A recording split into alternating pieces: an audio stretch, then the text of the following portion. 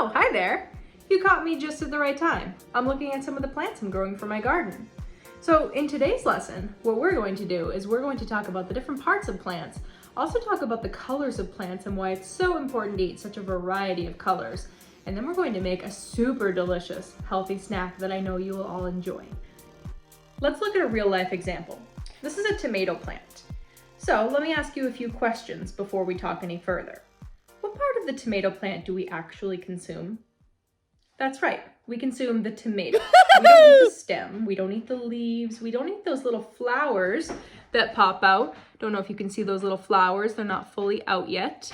We don't eat the roots down here in the pot, we eat the fruit of the plant. The fruit of the plant has seeds on the inside, and on this particular plant, it is a tomato. So let's review again. Inside this pot, you know that there are roots and they're burying themselves down to create that nice little, structure for the bottom of the plant to help it stand nice and tall. But roots also have another job. Do you know what that is? That's right. They suck nutrients out of the soil and they also suck water out of the soil for the plants. That's why it's so important to keep your plants watered all the time.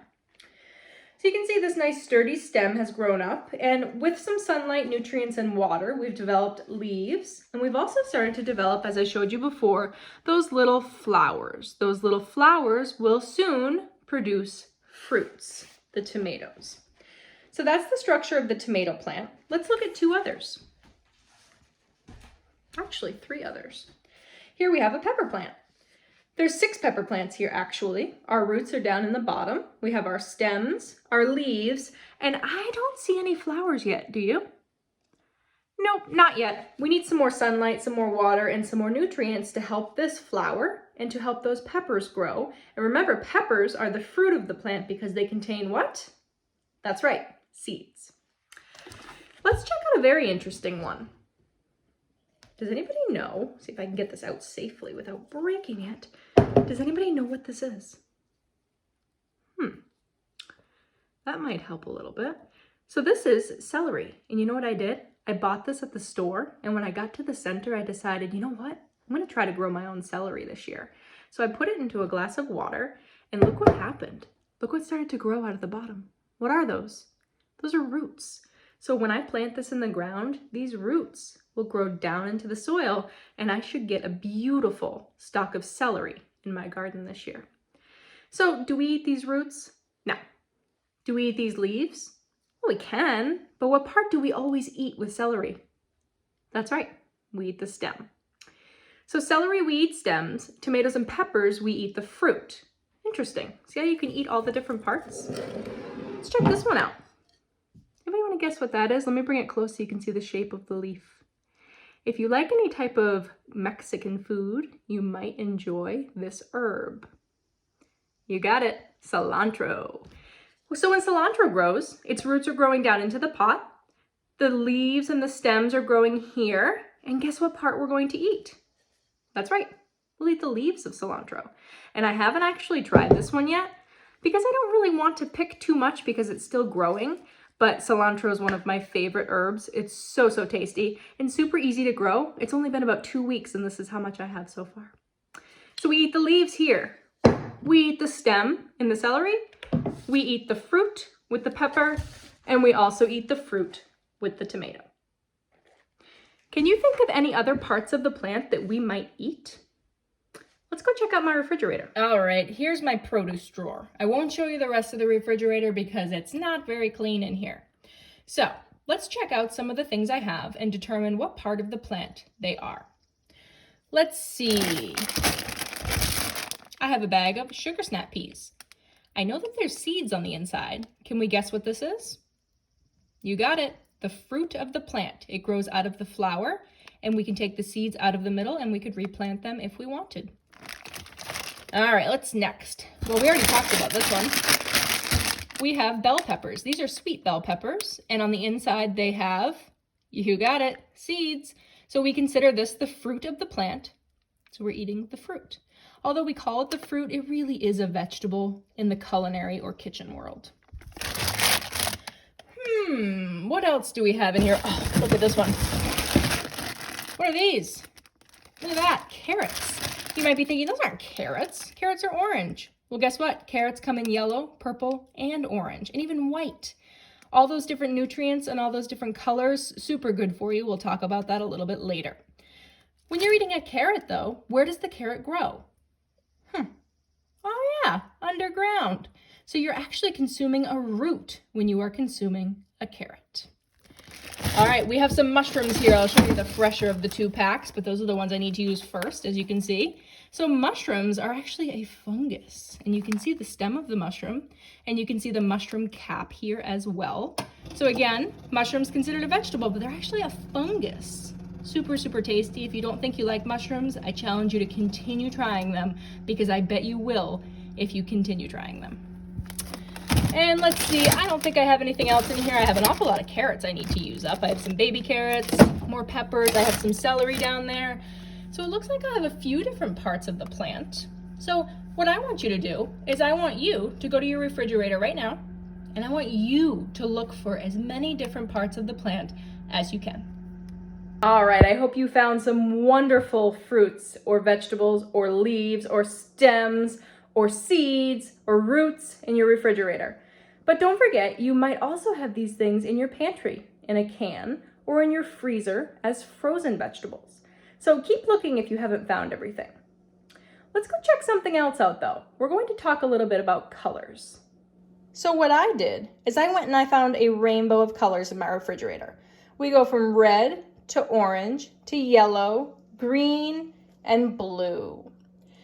So, did you find a rainbow of colors when you were searching through your food? Try to find as many colors of the rainbow as you can. Pause this video and get a good collection. So let's talk about why it's important to eat a rainbow of colors. Every day you should be eating lots of food from my plate. But within that, you should be really thinking about the different colors of food you are consuming and making sure you are getting a variety. Let's find out why. Well, eating a rainbow is healthy. Red foods are good for you. They're good for your heart, they're good for your blood, and they support your joint function. Orange foods help prevent the risk of cancer and heart disease. In addition to that, they help support your immune system to keep you healthy, especially during times like these. Yellow foods are super good for your skin and your heart and your eyes and your immune system and digestion. That's a lot of stuff. Green foods are good for your well-being. They're good for your bones. They're good for detoxing. They're good for strengthening your immune system. That's a lot of good stuff too. Blue and purple are good for mineral absorption, helping your body get those minerals from the food you're eating, and can also improve your memory and brain function. And white foods support your immunity, your circulatory system, and can reduce the risk of cancer. Do you think that's everything that fruits and vegetables do for you? Of course not. They're just highlighting some of the very good things that certain colors do. Now can you see why it's so important to eat such a rainbow of colors every day? I need you to do me a favor. I need you to pause this video when I'm done talking, and I want you to write down your favorite foods from every food group. So if you want, you can draw a rainbow, or you can just draw little blocks on a page that cover these colors. Red, orange, yellow, green, and blue-purple can be one category together, and you can add in white and brown as a category as well. Once you have all of those written down, I want you to write down all the foods that you enjoy from those categories. When you're done writing them all down, you need to look and you need to find the category that has the least amount of fruits and vegetables in it. And that's the category I need you to work on eating more of. So let's say you had 10 things listed in green, because green's pretty popular. Think about lettuce and broccoli and peas, all those things that we eat. And you had 20 things written for orange because you love carrots and you love oranges and all of these great things, but you only had one thing written down for blue or purple. That's the category you need to do some research on and find out, well, what other fruits and vegetables are blue and purple? How can I get more of those foods into my diet? Do you know your job? Let's get to it. I hope you did your homework. I just finished mine and I found out that I'm not eating enough orange and yellow fruits and vegetables, which I thought was pretty interesting. So my job is to go do some research to find out what vegetables are orange and yellow, or what fruits are orange and yellow, that I can eat that will up my intake of those two colors. That will help me immensely with vitamins and minerals and all those great things that orange and yellow vegetables and fruits are good for. So here are all my ingredients for today's recipe. See if you can take a guess on what we're making. I think I'm going to surprise you with what we do. Stay tuned. Remember, the first thing we have to do is always wash your fruit. The reason we wash our fruit is because we want to get all of the germs off, all of the bacteria off, and any dirt that might be left over as well. Don't forget to also wash the outside of this watermelon. I've already washed it when I cut it in half, but it's really important because if you don't wash the outside and you take a knife and you push it through, you're pushing some of the germs or bacteria from the outside into the part you will eat. So please make sure you wash the outside of any melons as well.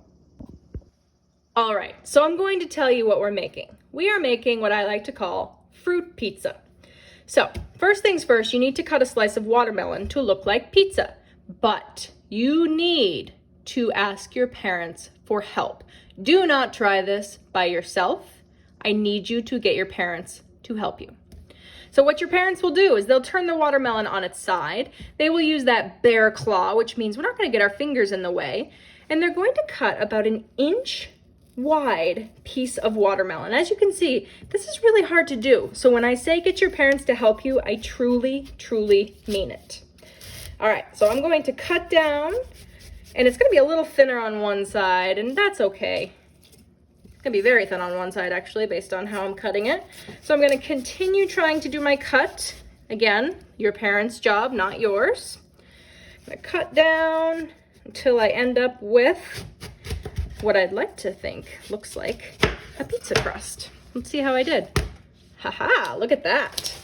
So I now have my pizza crust in front of me, very thin. Let's check out what we should do next. Well, whatever kind of yogurt you have, I'd like for you to spread on the top like you were saucing a pizza. So you're going to take a scoop and you can put it right there in the middle, and you're going to spread it around. I have a yogurt that doesn't have any added sugar in it. And the reason I did that is because yogurt's a place where you can get a lot of extra sugar that your body doesn't need. Right now, we're putting yogurt on watermelon. Watermelon has a lot of sugar already. We don't need more.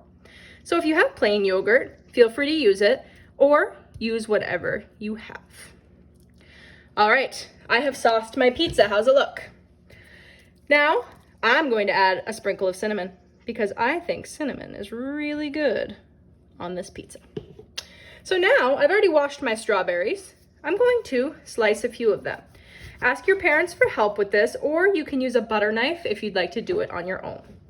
So what I just did there is I cut the top off using the bear claw. I placed it on its flat surface. I cut down the edges to make beautiful little slices of strawberries. And I think I'm going to cut two. So I slice the top off, and this is easily done with a butter knife if you're younger and would like to do that. All right, let's see if I have enough. So these, hey, they kind of look like pepperonis. Look at that, it's a dessert pizza. Put a few more of these on. Well, look, 2 strawberries was absolutely perfect. All right, let's add some blueberries. So I'm going to take a little handful of my blueberries here, and I'm going to sprinkle them on top. Oh, look at that pizza. So, right now I have 2 food groups. I have, what is it? Oh yeah, fruit, blueberries, strawberries, and watermelon, and I have dairy. I have my sauce or my yogurt. But you know what? To have a really well-balanced meal, I'd really like to have 3 food groups. So I'm gonna open up my pantry, so stick with me for a second. And oh, I think I might sprinkle some oats on top. I think that might be kind of good. It might add a little crunch. So I'm going to just do a little sprinkle of some whole grain oats on the top of my pizza. It's almost like the spices on top. A few more sprinkles there. Now I have 3 food groups. I have fruit, I have vegetables. No, I don't have vegetables. I have fruit, I have dairy, and I have grains. So now what you can do is, with a parent's help, of course, you can either take a knife, or if you have a pizza cutter, you could give that a shot, and you're going to cut your pizza just like you would a regular one.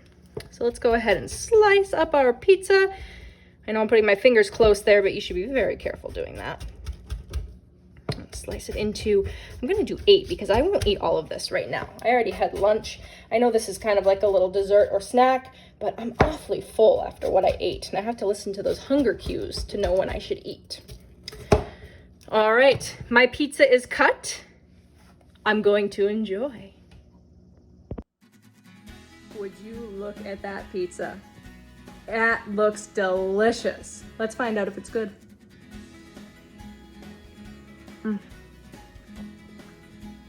That's the best pizza I've ever had, truly. I hope you enjoy. Now, don't all rush out to the grocery store right now. Try to use what you have on hand, or maybe make a shopping list to make this another time. You don't have to do it today. You could try to make it on an apple. You could cut a nice little circle and make mini pizzas. You could top it with bananas, blueberries, strawberries, raspberries, oranges, whatever you want. You can put whatever type of yogurt, whatever type of fruit. Get creative. See what the coolest pizza you can possibly make is. Share it with your teachers. Maybe they'll share the photo with me.